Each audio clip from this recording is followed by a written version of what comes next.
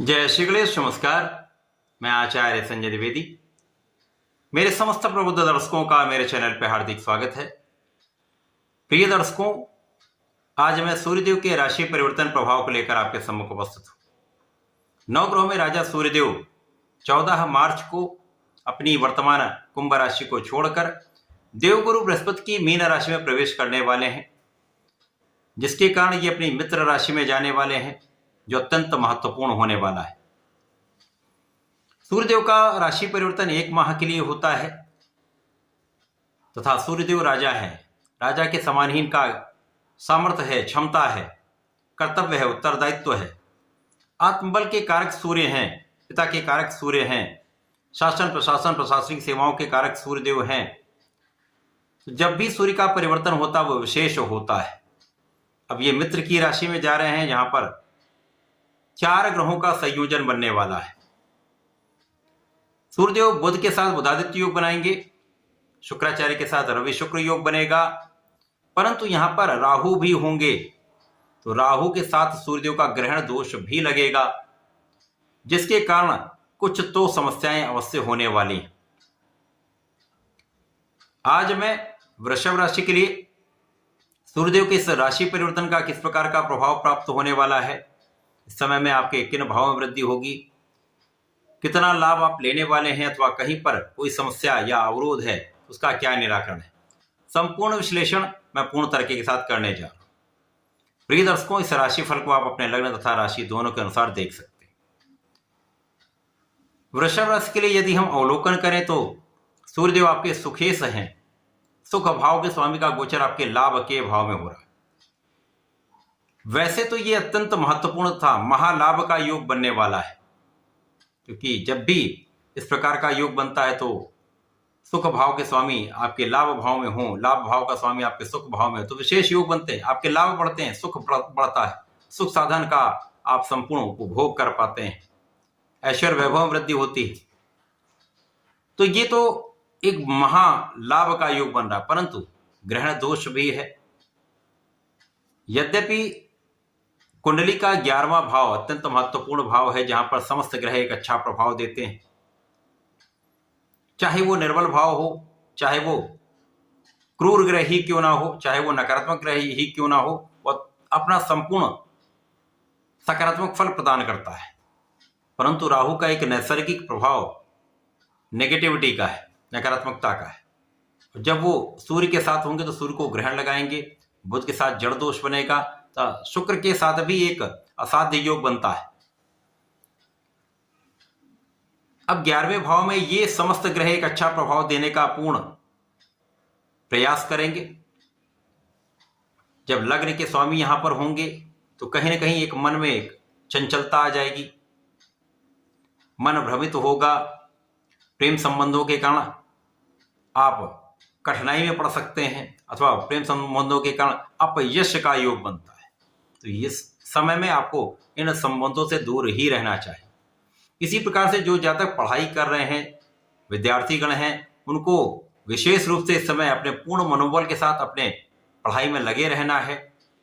एक अच्छे परिणाम की प्राप्ति के लिए आपको पूर्ण परिश्रम करना चाहिए, बिना कारण के कार्यों में ना ही पड़े तो अच्छा है।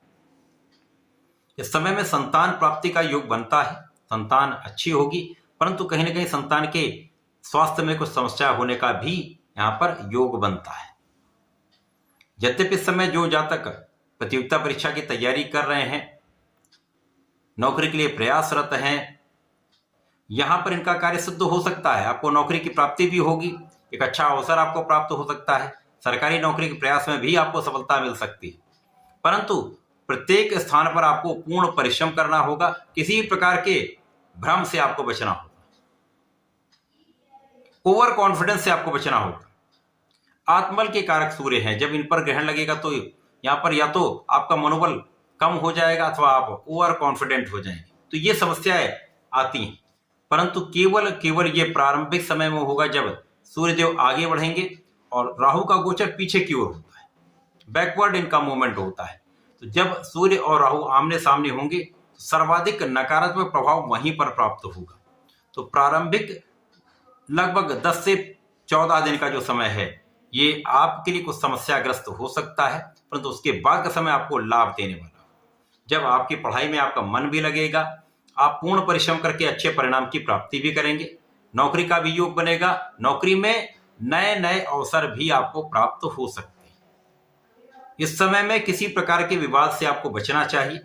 विशेष रूप से स्वार्थी मित्रों के कारण यदि विवाद होता है तो वहां पर समस्या आएगी, परंतु वहां पर आपका पक्ष बलवान रहेगा तो आप ही विजयी होंगे, परंतु विवाद से बचना श्रेयस्कर है। इस समय में सुख साधन वृद्धि का योग बनता है, सुख साधन का लाभ आपको मिलेगा, भूमि भवन वाहन का सुख आपको प्राप्त होगा, परंतु कहीं ना कहीं कुछ अवरोध अवश्य होंगे। कुछ सुख साधन की प्राप्ति में देरी अवश्य हो सकती है, अथवा जितनी मात्रा में आपको चाहिए वो मात्रा में कुछ कमी हो सकती है, अथवा जिस समय आपको चाहिए उस समय में वो ना प्राप्त हो, ऐसी आशंकाएं होती हैं। इसी प्रकार से इस समय आपके माता के स्वास्थ्य में कुछ समस्या हो सकती है, माता के स्वास्थ्य का ध्यान रखें। इसी प्रकार से यहाँ पर जीवन साथी के साथ सामंजस्य में कमी हो सकती है, मतभेद हो सकते हैं, कुछ क्लेश की स्थिति बनती है। यहाँ पर आपको बहुत सामंजस्य बनाकर चलना होगा। साझेदारी में भी मतभेद होंगे, साझेदारी में भी किसी अन्य के कारण समस्या आएगी। भ्रम के कारण ऐसी स्थितियां बनती हैं जब कुछ समस्याएं बढ़ जाती हैं। अतः इस समय में आपको कोऑर्डिनेट करना चाहिए, परंतु अंधविश्वास ना करें। यदि ऐसे आप कर लेते हैं, सावधान रहते हैं, तो समस्याएं कम से कम होंगी। वृषभ राशि के लिए आपका लाभ तो बढ़ेगा, आपका धन भी बढ़ेगा, परंतु धन के संचय में कुछ समस्या आ सकती है।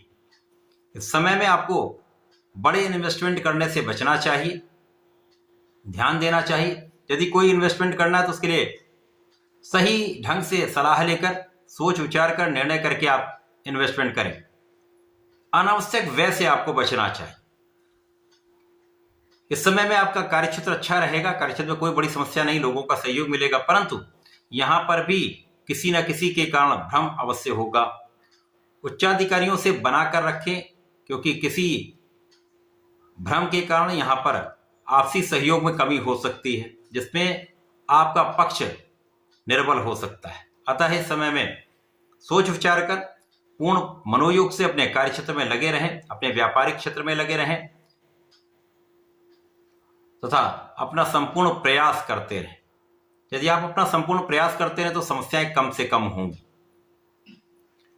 इस पूरे समय में सूर्यदेव का परिवर्तन आपके 11वें भाव में है, तो प्रारंभिक समय में कुछ अवरोध समस्याएं आती रहेंगी, कार्य जल्दी सिद्ध नहीं होंगे, परंतु लगभग 14 दिन के पश्चात जो बाकी का समय है वह आपके लिए अत्यंत विशेष होने वाला है, जब आपके ज्ञान से, आपकी शिक्षा से एक अच्छा परिणाम आपको प्राप्त होगा, अच्छे लाभ की प्राप्ति हो सकती है, कार्यक्षेत्र में वृद्धि का अवसर मिलेगा, धन लाभ होगा।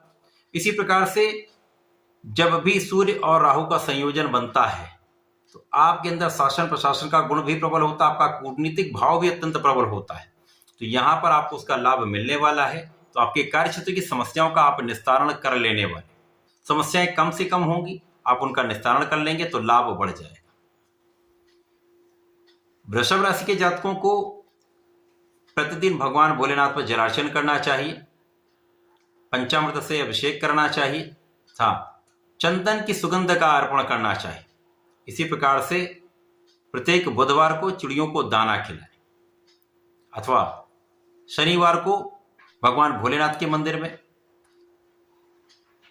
श्वेत चंदन का अर्पण करें, श्वेत पुष्प का अर्पण करें तथा थोड़े से काले तिल का अर्पण करेंगे तो राहु का ये अवरोध समाप्त होगा, समस्याएं समाप्त होंगी, आपका लाभ बढ़ जाए। तो ऐसा करके समय का उपयोग करें, लाभ लें। धन्यवाद, नमस्कार।